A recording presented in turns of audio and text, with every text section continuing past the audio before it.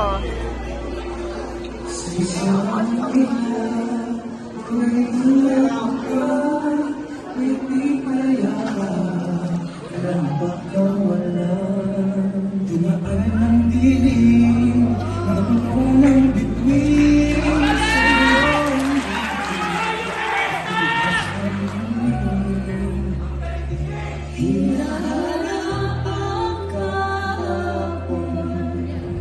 Sa panahon ngayon,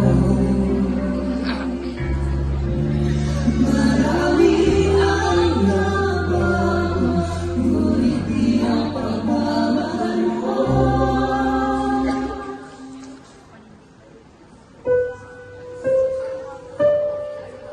Iba talaga ang Pasko pag hindi mo kasama ang pamilya mo, no?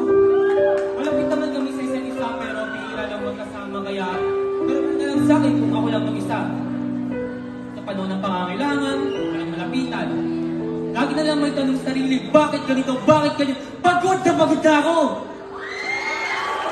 Hindi ko alam kung saan ako lulugar.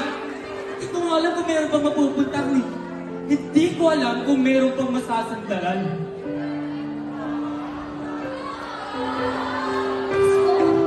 Ano ba meron sa Pasko?